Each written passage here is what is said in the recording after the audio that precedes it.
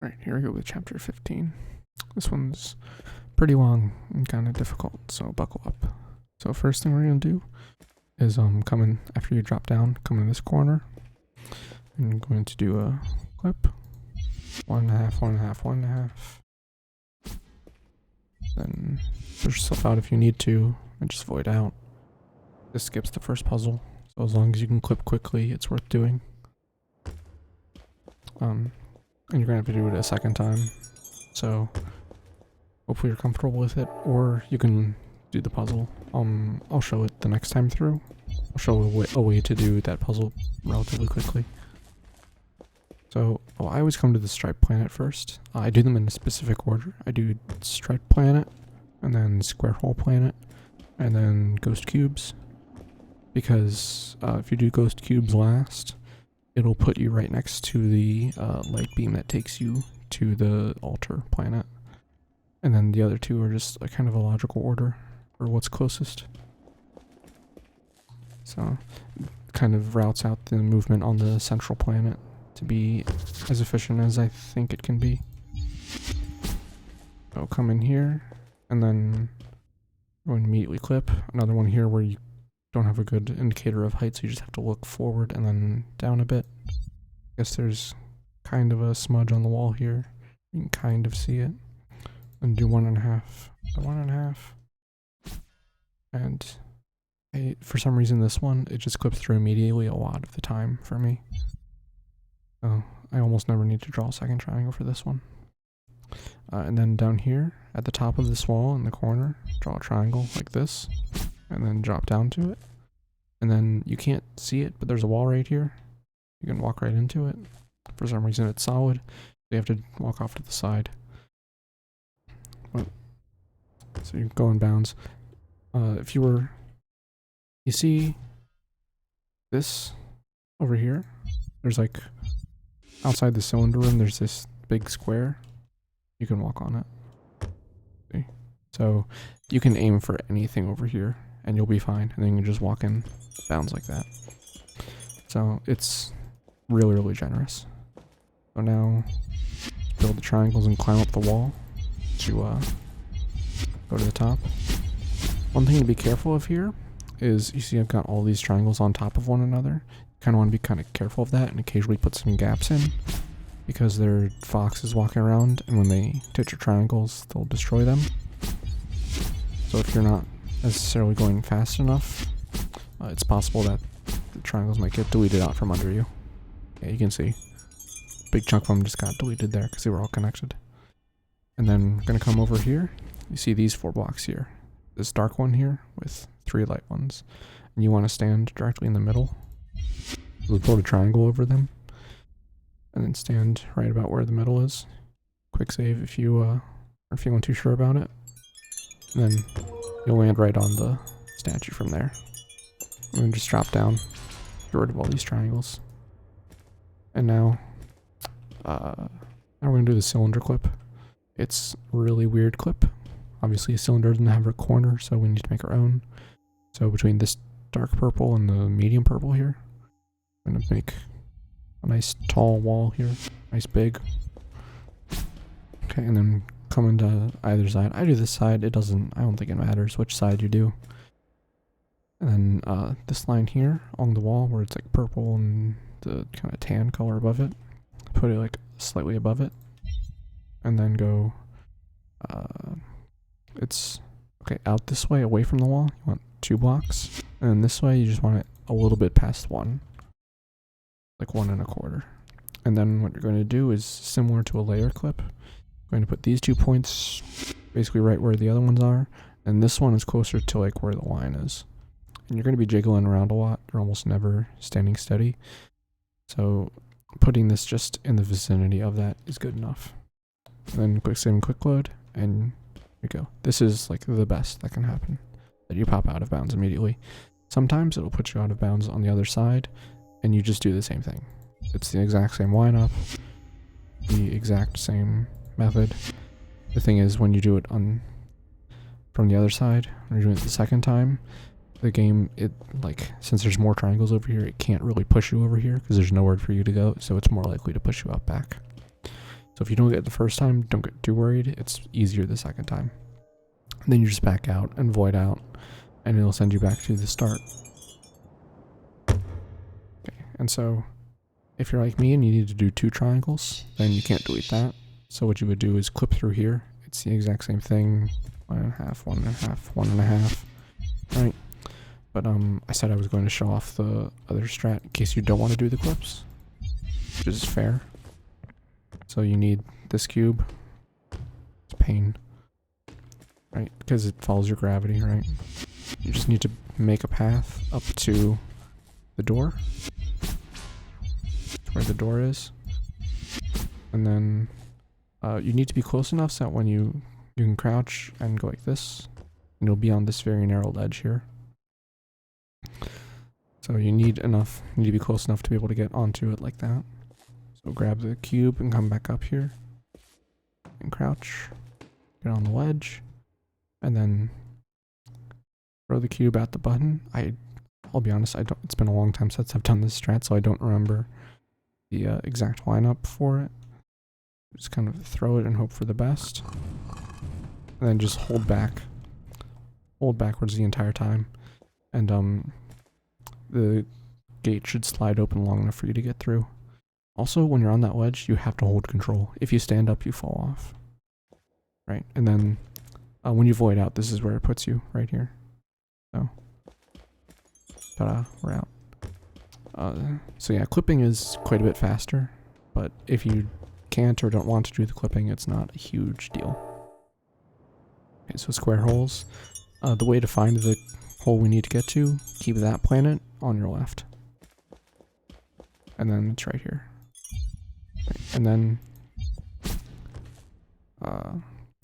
you want to be on this side. This one here, not in the other 3. Because then when you're running and it teleports you, if you're on this side, your gravity will remain the same and you won't have to flip around. Whereas if you're on like this one up here and you teleport, you'll have to spend a second flipping upside down again. So I have kind of a general setup here of just the way I navigate here. I do this triangle to get down, the second one across here, another one across here, and then I just slowly work my way onto the wall. It's like not exact science at all. I'm sure you could probably experiment and find a slightly better method. And that's what I was talking about. When I ran forward and it teleported, the camera automatically like kind of looks down as your gravity begins to correct. But since you then are just here and your gravity is normalized again, you're just here. If you're on any of the other walls, you'll fall into place. Jump across. You jump across, look to the left, and hold spacebar. You'll just haul yourself up, so you don't need to make any extra triangles. And then here, if you look at the top of the room, right there, there's a pentagon. It's 5 of the darker tan tiles, and it's the only pentagon in the entire room. And that is the marker for where the top of the room is and where to stand with the box.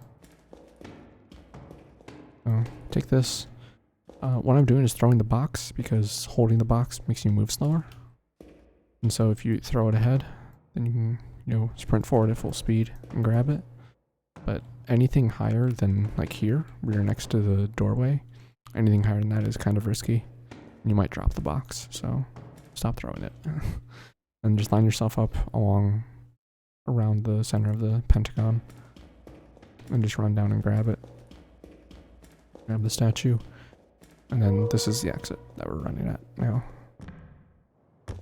And we're out. And if you just hold forward and sprint, it gets you out of the hole onto the surface right away.